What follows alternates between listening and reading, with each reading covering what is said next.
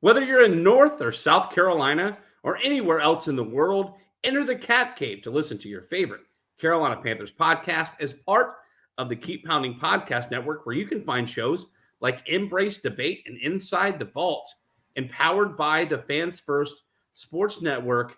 Welcome to this week's Cat Cave. We had a really fun show last week, and now once again with me is North Carolina's favorite indie commentary team, Michael Davis and Shannon Smith. Shannon, you got a big weekend ahead, man. This Sunday, your Niners are going for that sixth ring. How you feeling about it, bud? Oh, I can't wait, man.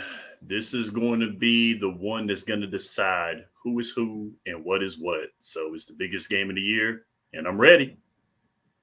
And Michael, I welcome as well. I know that you don't really have a horse in the race here. You lost your defensive coordinator within the last week, and you haven't won an NFC Championship game since, well, probably before you were born. So what's going on with you, man? How's everything? You know what? You have such a wonderful way with words, Ryan.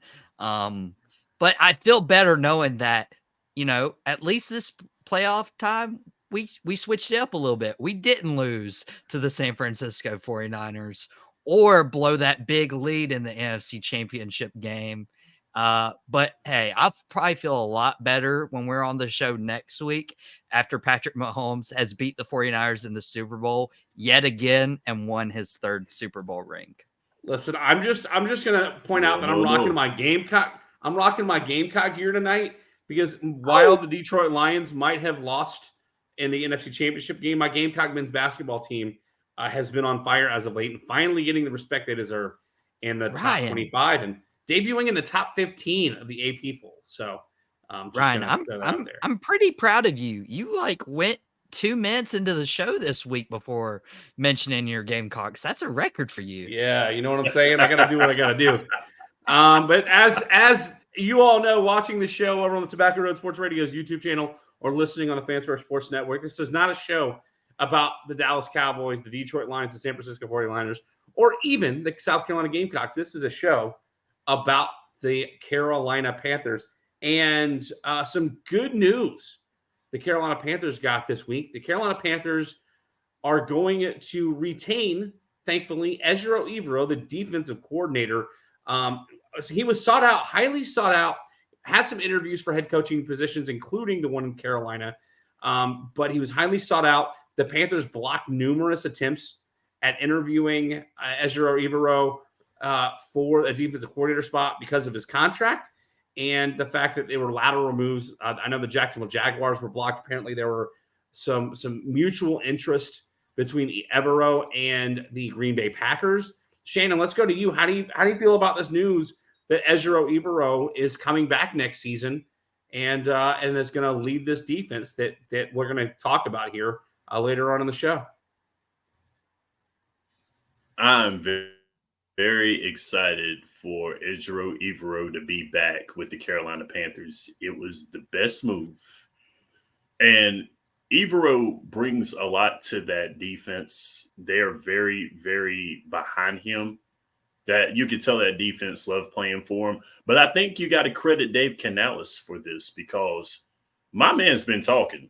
Like, he has been talking up a great game to the fans, to everybody around him, and he's got people hyped up. So I think Ejiro Evero thought that this would be the best move for him. And plus, I'm pretty sure the Panthers organization had a lot to say to him and was trying to get him to come on back because it was the smart move. This was the best move, and I think it was the best news since Dave Canales and Dan Morgan coming in. This is probably the best of the moves right here. Michael, I want your thoughts too. It's funny you mentioned the players were behind Ejiro Evero. Brian Burns, after the season was over, told Panthers brass, "Do not touch this defense. This defense is exactly where it needs to be."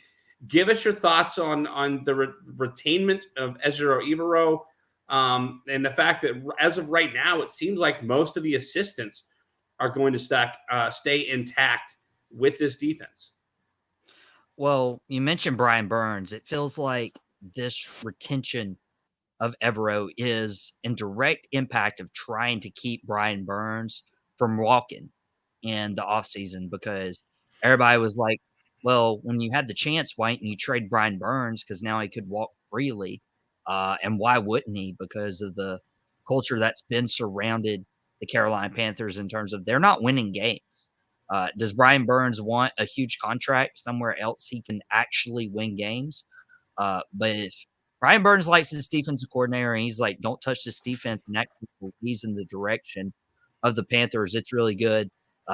You mentioned this isn't a Cowboys or 49ers or a Lions podcast, and I think it's really cool because like we bring an unbiased approach. But I am very biased when I think of, the Cowboys just lost Dan Quinn.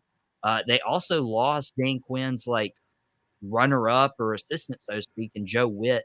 Both of them are in Washington. So when there's a defensive coordinator's position open in the NFL, teams obviously were looking at Evero. And why wouldn't you with the work that he did on that Carolina Panthers defense? Now if Canales can just get the offense right and get Bryce Young to cook just like Baker Mayfield did last year, Geno Smith did a couple years ago, uh, they have something positive to build on. So, good job for Carolina. This is a win, getting to keep Evero and being able to work with that new head coach. Yeah, listen, I'm a little concerned with the fact that the Panthers would not allow Evero to interview, only because when it comes time, listen, when it comes time for contract negotiation, this might be Evero's out. Like, you know what? You didn't want me going anywhere when maybe he didn't want to be here, despite being really good at his job. And so it's going to be kind of I don't know, one of the negatives. Like, he wasn't given the opportunity to see if he can go get a pay raise somewhere else and break his contract with Carolina. At some point, you would have to believe that Ejiro Evero is going to be up for a head coaching vacancy. I mean, you got to think of some of the guys that didn't get jobs in this coaching round tree. Bill Belichick sits without a job.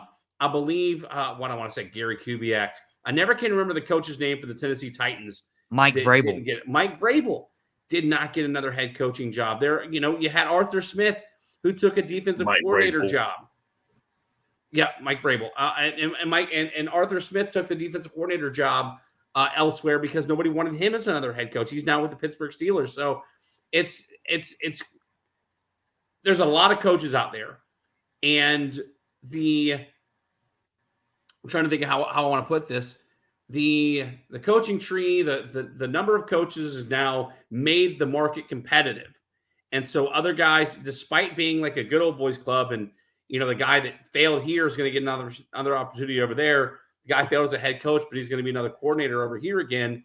Evero didn't really fail as a defensive coordinator. The Carolina Panthers organization failed in 2023. So I'm with you guys. I think the most important thing to do for this defense was to keep Ejiro Evero and keep him on next year with the new coaching staff. And speaking of Evero's defense, Michael, looked like you had something to say before we move on here. Yeah, before we move on and evaluate this defense, finally, after a couple weeks of like big news around the Carolina Panthers organization, like one of the names you mentioned was Mike Vrabel. I heard like the wildest thing while watching some sports news and media that Mike Vrabel didn't get a coaching job because of his size, that he was too big to be a head coach. And somebody heard that from an NFL exec. And I'm like, are you joking? Like, and so with Vrabel not getting that job, I'm like, okay, it can't be from like his stature and like people being intimidated by him, but maybe it like kind of goes back to the Carolina Panthers. The Panthers hired Frank Reich after Reich had just got done in Indianapolis, and that was a failure. Like, he got hired by the Panthers, and now the Panthers fans were like, we don't want a head coach that just got fired. We don't want like a guy like Brandon Staley. We don't want any of those guys. We want a new head coach. So I'm like,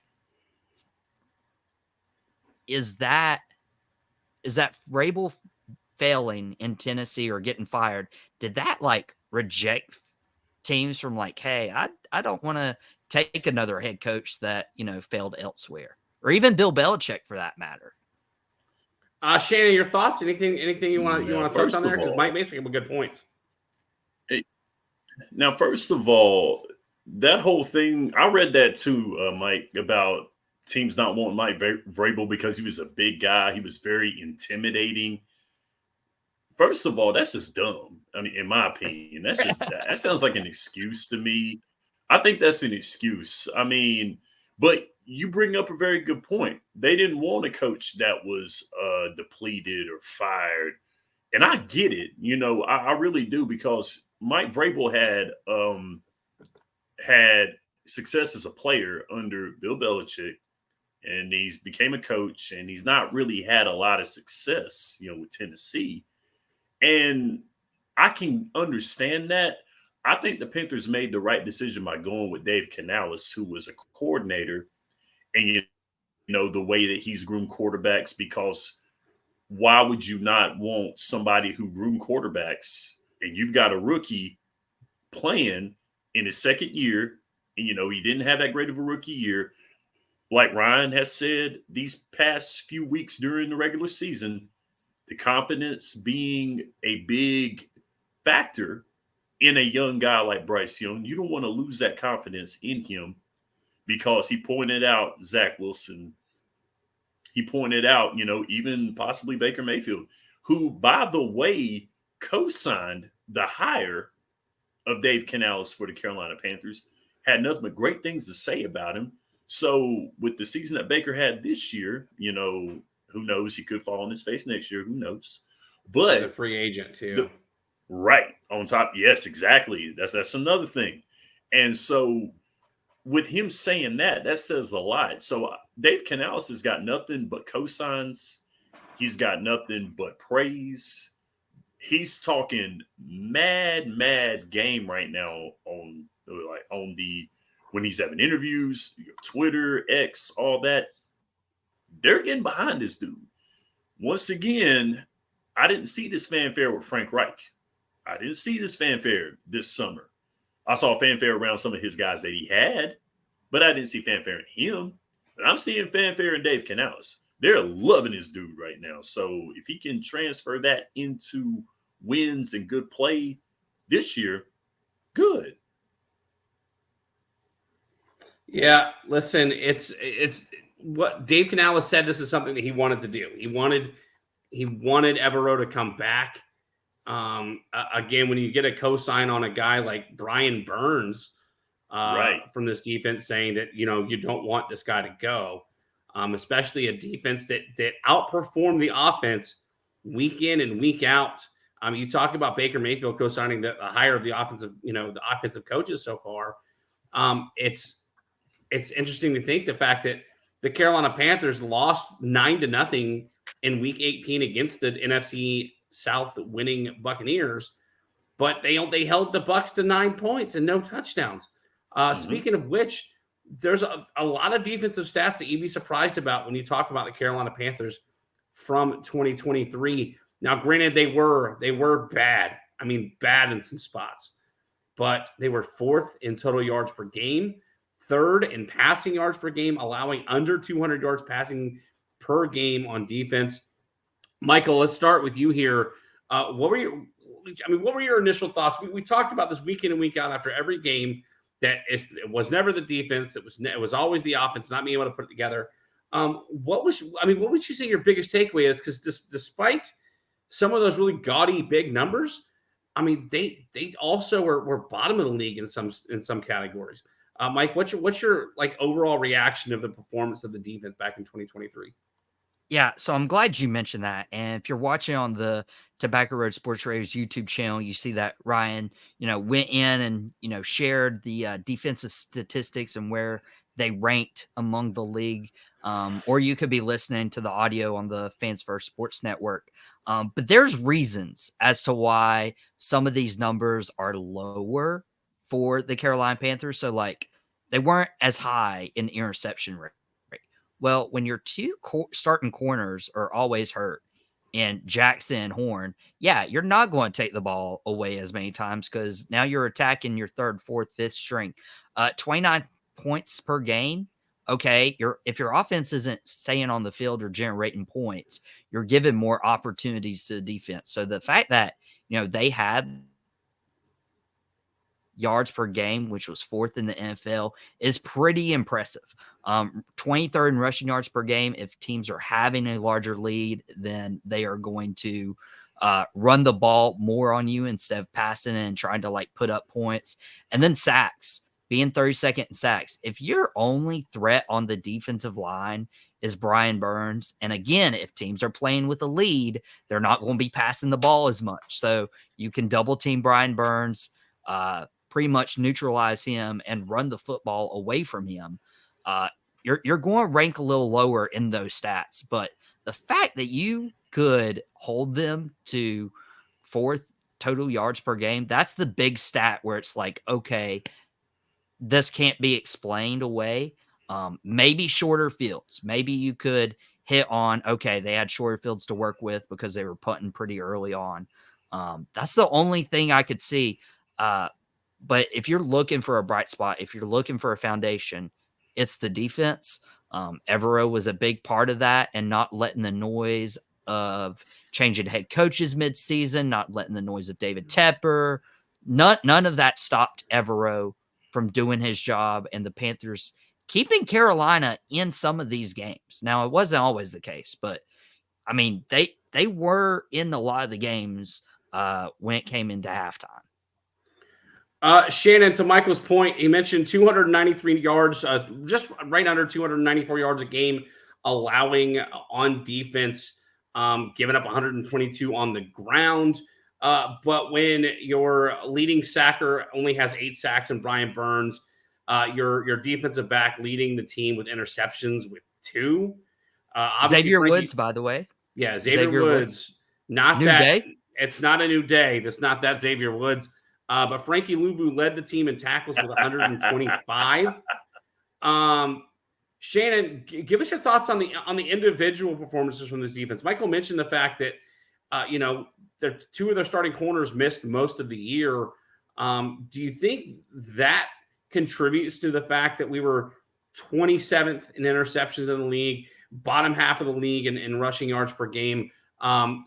Give us your thoughts on some of the individuals that stood out to you on this defense that one kind of struggled when it came to some of the statistics, but some that it might have excelled for this defense that helped lead the way to having this relatively decent defense throughout the season. Now, you got to give credit to Frankie Louvu, who did very well this year, considering the fact that he had to take some of the load because Shaq Thompson was hurt again. Mm-hmm. And that sucks because, Shaq, he can play. Shaq can play very good.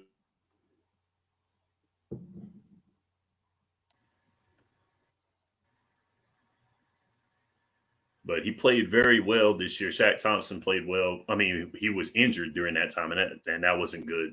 But Derek Brown showed up this year. Frankie Louvu had very good years. Had a very good year this year, leading the team in tackles. But the injuries were the Panthers had, the trouble that they had. And when you have injuries in that defensive backfield, it's not good. You're purse. But you got to have that next man up mentality. You have to have that. And that's one of the things that Carolina lacked this year. Injuries are going to be a part of the game because it is a contact sport. It is football. We know how this goes. But at the end of the day, it's next man up. But with all that they've had this year, injury-wise, the fact that the offense wasn't putting points on the board when they needed it to, and you're fourth in the NFL in total yards,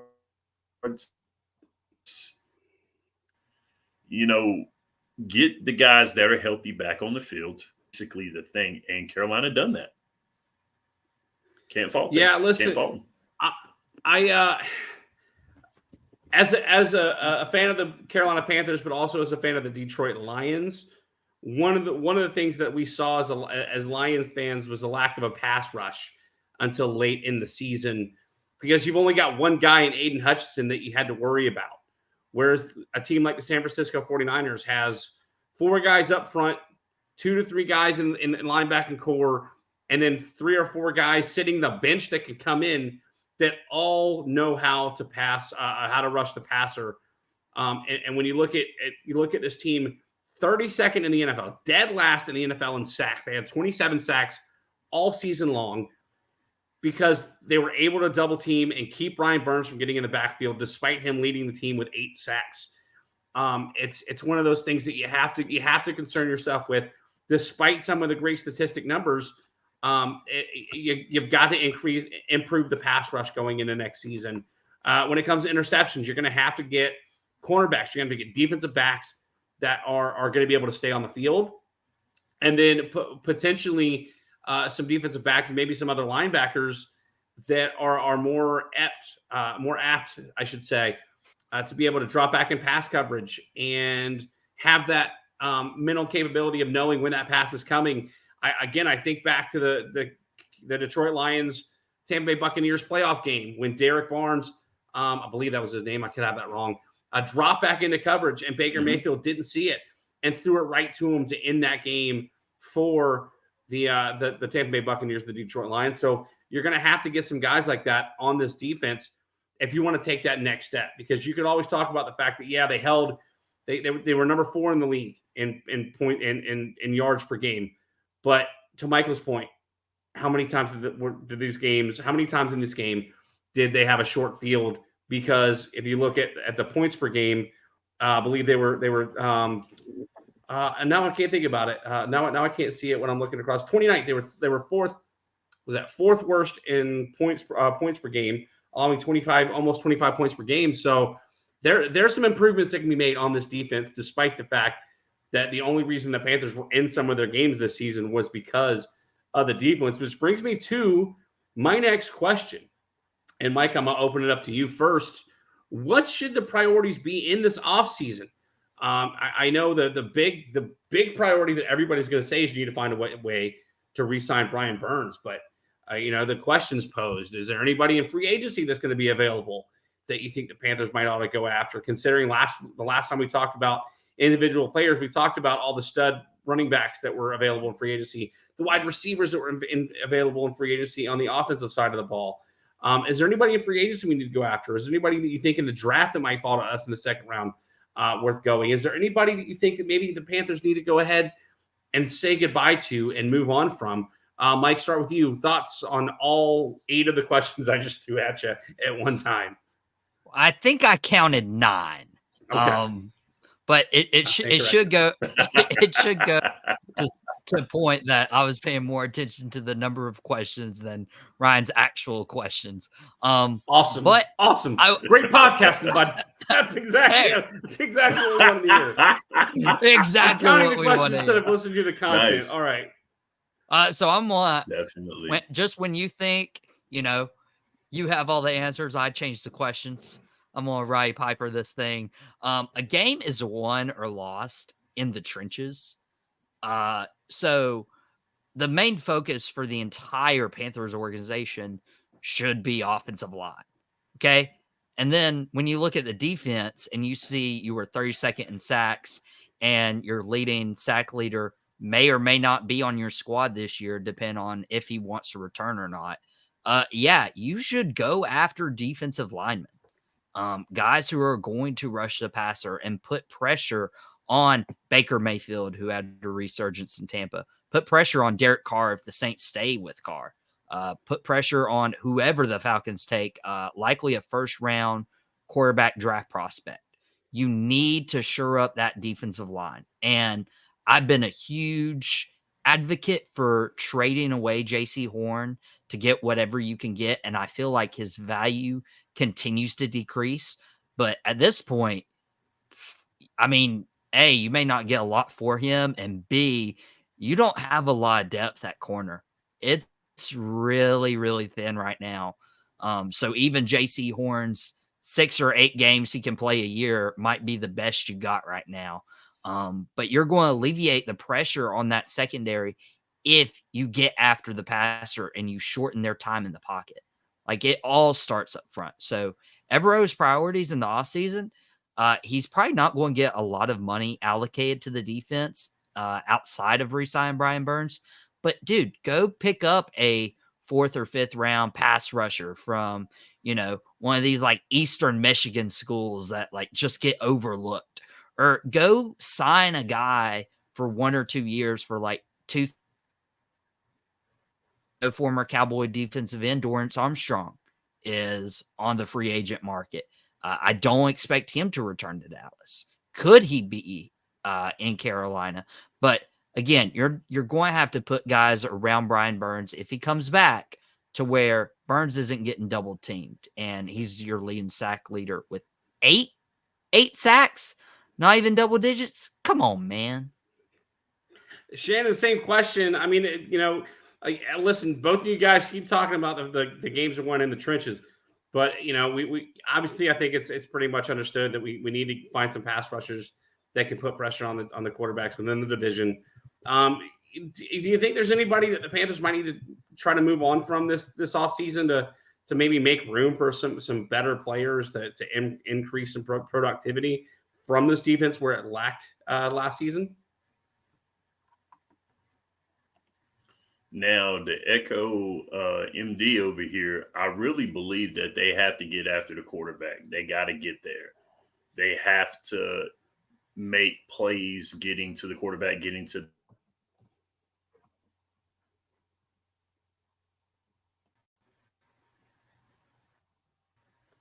but you have to have guys who can cover.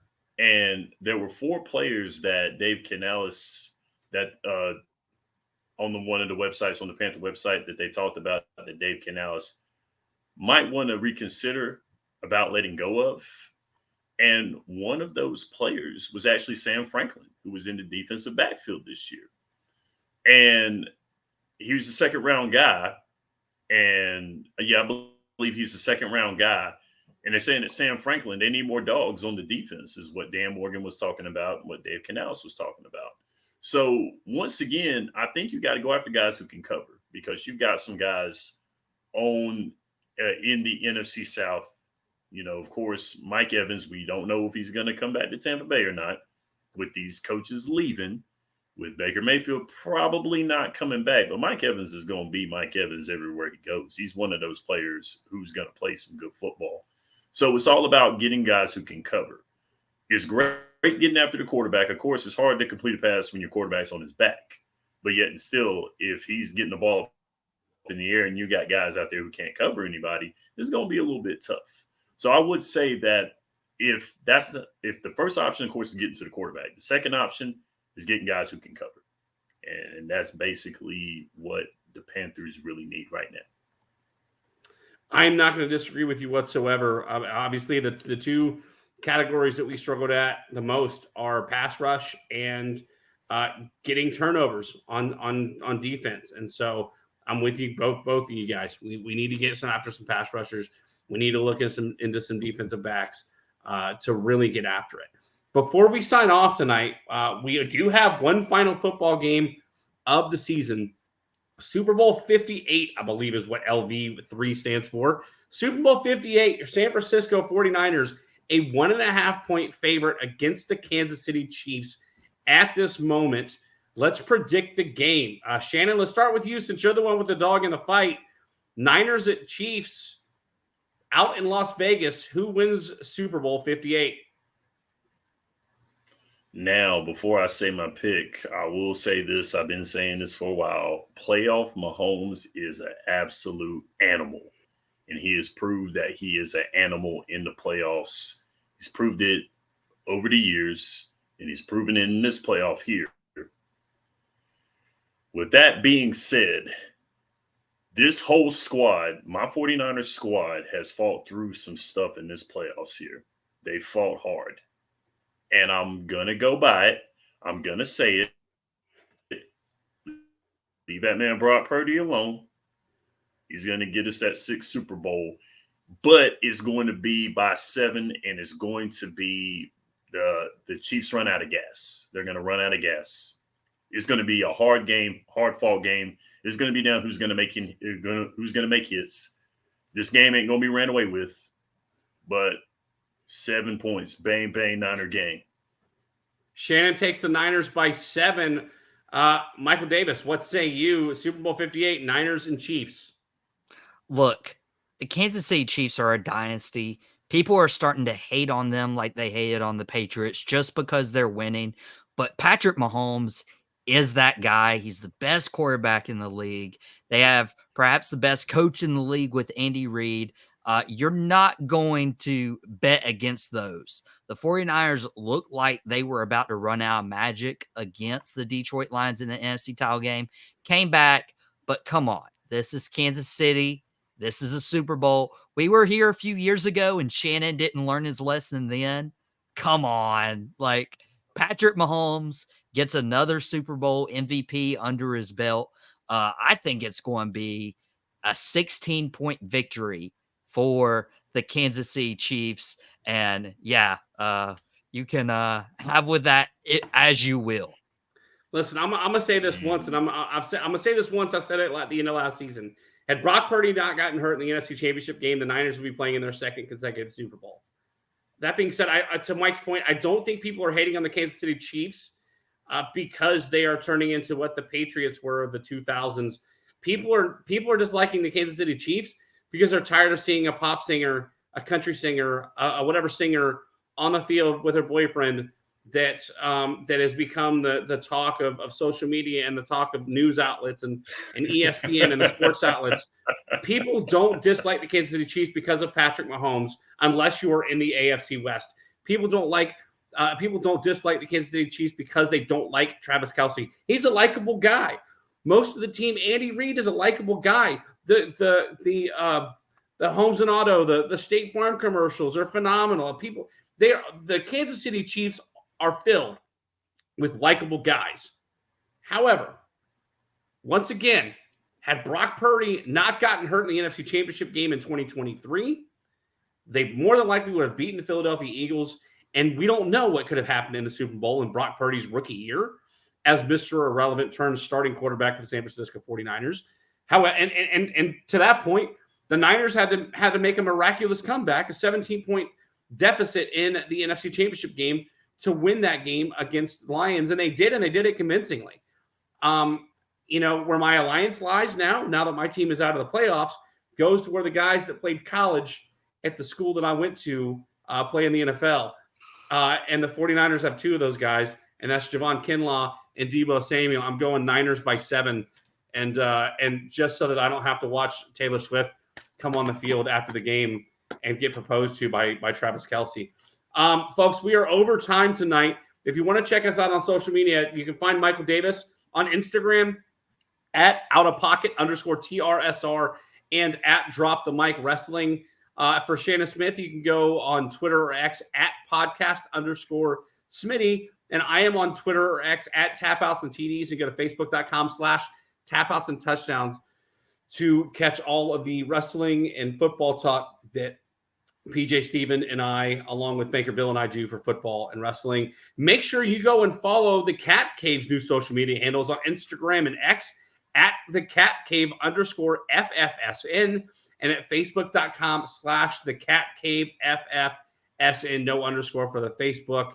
But until then, you may now exit the Cat Cave, but make sure you listen to more content on the Tobacco Road Sports Radio's YouTube channel and more Carolina-themed podcasts on the Keep Pounding Podcast Network, powered by the Fans First Sports Network. For Shannon Smith, for Michael Davis, I'm Ryan Frick, and we'll see you next week right here back inside the Cat Cave.